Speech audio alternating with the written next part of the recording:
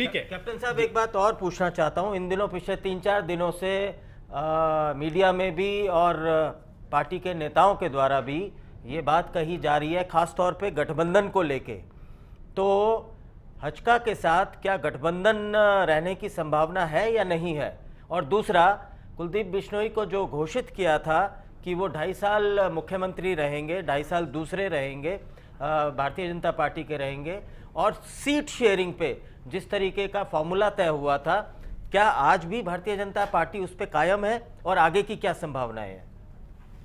कि इतने बड़े चुनाव के परिणाम के बाद निश्चित तौर पर कोई भी गंभीर राजनीतिक दल चुनाव के परिणाम की समीक्षा करता है, और जब चुनाव के परिणाम की समीक्षा होगी तो जितनी भी संभावनाएं या जितनी भी बातचीत आप यहाँ पर जिक्र कर रहे हैं और सभी कार्यकर्ताओं की भावनाओं की चर्चा खुले तौर पर भारतीय जनता पार्टी के परिवार के भाव में हम लोग बैठ करके करते हैं। जो भी विषय आएंगे पार्टी के फोरम पर, उन सब पर हम चर्चा करेंगे। इन चुनाव की समीक्षा के साथ साथ भविष्य की रणनीति का आधार भी समीक्षा से ही निकलता है। तो अभी देखते हैं पार्टी का जो प्रादेशिक नेतृत्व है, हमारे राष्ट्रीय प्रभारी वहां पर उपस्थित होकर के किस प्रकार की चर्चा होती है, क्या क्या विषय आते हैं और किस प्रकार के निर्णय निकलते हैं। हमें लगता है हमें इंतजार करना चाहिए। कैप्टन साहब, एक आखिरी सवाल, क्या इस तरह की कोई रणनीति वाकई बन रही है पार्टी के भीतर या आपके मन के भीतर कि जो विनिंग कॉम्बिनेशन जिसका खुद आपने इशारा किया 19 और 0 का था, पश्चिमी उत्तर प्रदेश में जो सीटें आपने जीती, ये कॉम्बिनेशन हरियाणा में दोहराया जाए?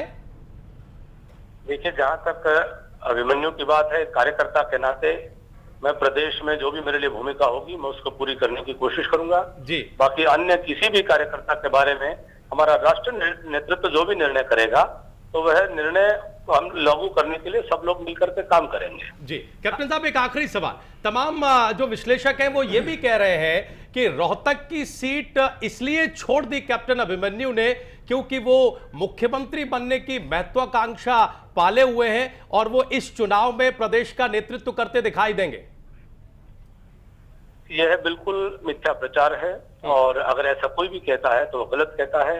मैं किसी भी महत्वाकांक्षा से ग्रसित होकर के कभी कोई काम नहीं करता जी। हमारी केवल एकमात्र महत्वाकांक्षा है कि इस देश की राजनीति में भारतीय जनता पार्टी जैसा दल आगे बढ़ता है तो राष्ट्रवादी विचार आगे बढ़ता है। देश में परिवारवादी, क्षेत्रवादी, जातिवादी, अल्पसंख्यकवादी, भ्रष्टाचारी ताकतें कमजोर हो और सच्चा लोकतंत्र की स्थापना भारतवर्ष के अंदर हो, इस लक्ष्य को लेकर के हम लोग काम करते हैं। और अगर पार्टी मुझे कहीं पर भी चुनाव लड़ने के लिए कहती तो मैं बड़ी पहले भी मैंने रोहतक से चुनाव लड़े हैं, 2004 में, 2005 का उपचुनाव भी लड़ा है और मैं पूरी तरह से पार्टी के आदेश का पालन करते हुए युद्ध में उतरने के लिए हमेशा तैयार हूं। अच्छा, दूसरे दलों से आए हुए लोगों के बारे में क्या कहना है कैप्टन साहब?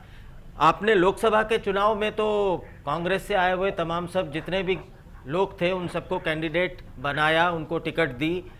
विधानसभा में भी क्या लगभग ऐसी तस्वीर रहने वाली है? क्योंकि विधानसभा में भी मुझे नहीं लगता कि भारतीय जनता पार्टी के पास 90 के 90 अगर आप अकेले लड़ते हैं आपके पास उम्मीदवार होंगे, तो बाहर से आने वाले लोगों का स्वागत है या नहीं है?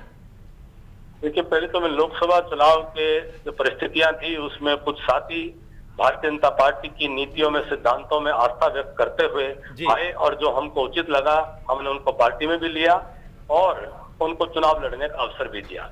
लेकिन मेरा ये मानना है, व्यक्तिगत तौर पर मेरा ये मानना है कि भारतीय जनता पार्टी हरियाणा प्रदेश में 90 की 90 सीटें हों या जो भी गठबंधन के तहत हमारी जो आज रणनीति बनती है उन सभी सीटों पर भारतीय जनता पार्टी के कार्यकर्ता समर्थ हैं, सक्षम हैं, चुनाव लड़ करके भाजपा की सरकार बनाने में सक्षम है, इसमें कोई संदेह नहीं है।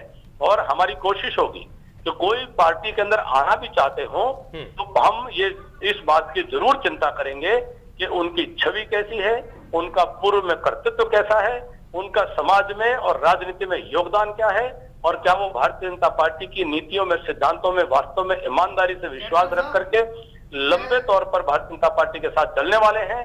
और साथ ही साथ मैं बड़ी दृढ़ता से मानता हूं कि भारतीय जनता पार्टी के कार्यकर्ता जो लंबे समय से खून पसीना बहाते हुए संघर्ष करते हुए हरियाणा में पार्टी को मजबूत करने में लगे हैं, किसी कार्यकर्ता की अनदेखी नहीं होनी चाहिए और नहीं होगी, मैं इस बात को दृढ़ता से कह सकता हूं। कैप्टन साहब, मैं राजबिहारी बोल रहा हूं। एक सवाल है मेरा आपसे कि हरियाणा की जो राजनीति है, जैसे अभी आपने लोकसभा चुनाव में देखा कि 8 में से 5 उम्मीदवार आप बाहर से लाए, और वो भी तब लाए जबकि आप मानते हैं कि मोदी लहर थी। अगर मोदी लहर थी तो जो बीजेपी के पुराने जो कार्यकर्ता थे, बीजेपी के जो पुराने नेता थे, तो उनको टिकट देना चाहिए था।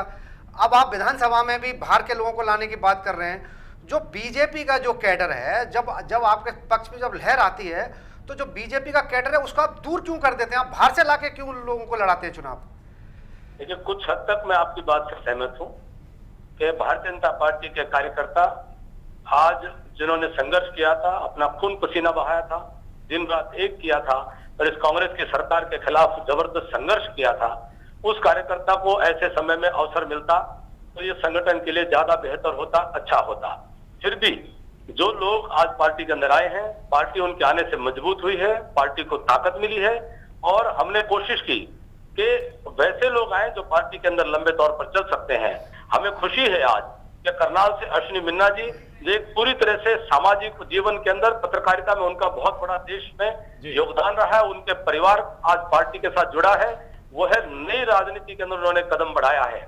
और राव इंद्रजीत जी पार्टी के अंदर उस वक्त शामिल हुए जब पार्टी की अभी शुरुआत हो रही थी, वो एक प्रचार के अभियान की नरेंद्र मोदी जी की, और राव इंद्रजीत जी कांग्रेस में रहते हुए भी कांग्रेस की कुनीतियों के खिलाफ, दुर्नीतियों के खिलाफ संघर्ष कर रहे थे, आवाज उठा रहे थे और उन्होंने पार्टी को मजबूती दिया करके, और अन्य जो कार्यकर्ता रहे जिनको चुनाव लड़ाया वो भी समय से पहले पार्टी में आकर के उन्होंने पार्टी के साथ में संघर्ष किया, काम किया। फिर भी आप सारी बातें कहते हुए कि इन सभी नेताओं का पार्टी में स्वागत करते हुए उनके आने से मजबूती मिली है। मेरा अभी भी ये मानना है कि भारतीय जनता पार्टी के अंदर कार्यकर्ता सक्षम है, समर्थ है, मजबूत है और वह हरियाणा प्रदेश को नेतृत्व दे सकते हैं और एक नए हरियाणा के निर्माण करने में जो उनका संकल्प रहा है अपनी भूमिका निभा सकते हैं। हमें सच कोई बहुत बड़े पैमाने पर कोई बहुत आवश्यकता है किसी लोगों की, मैं उस बात से, आपने जो कहा कि 90 सीटों पर शायद लोग नहीं हैं, मैं पार्टी के अंदरूनी कार्यकर्ताओं को जानता हूं। भारतीय जनता पार्टी में बहुत सक्षम और समर्थ, ईमानदार और स्वच्छ छवि के लोग हैं जो समाज के अंदर रह करके काम करते हैं। आज की राजनीति जो है हरियाणा प्रदेश में, पूरे देश के अंदर दीवार पर साफ लिखा है, आसमान पर साफ लिखा है, हम आंख बंद नहीं कर सकते।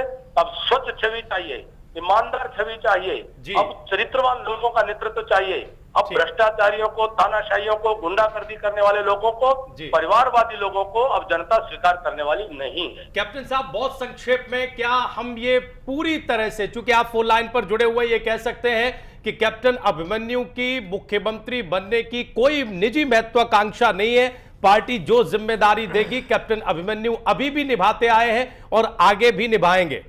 मैं पूरी तरह से, पूरी जिम्मेदारी से कहता हूं कि भारतीय जनता पार्टी एक कार्यकर्ता के नाते मुझे जो भी जिम्मेदारी देगी, मैं हमेशा उसको बड़ी खुशी से, हर्ष से और जिम्मेदारी से निभाने का काम करूंगा।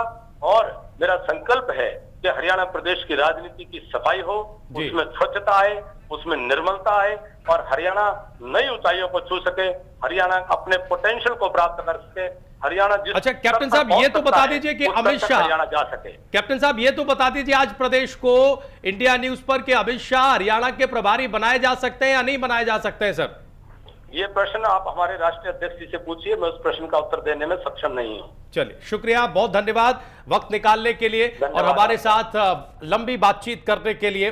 राष्ट्रीय प्रवक्ता भारतीय जनता पार्टी कैप्टन अभिमन्यु हमारे साथ जुड़े हुए थे और तमाम मुद्दों पर वो अपनी बात रख रहे थे। जब मुख्यमंत्री बनने के सवाल पर या मुख्यमंत्री बनाए जाने की प्रोजेक्शन पर जब उनसे सवाल किया गया तो उन्होंने कहा कि वो एक अनुशासित कार्यकर्ता है बीजेपी के और जैसा पार्टी आदेश करेगी वो वही करेंगे। ये वो बयान है जो अलग अलग राजनीतिक दलों में दिया जाता है और पूरे अनुशासन के साथ दिया जाता है। हमें इसकी कद्र भी करनी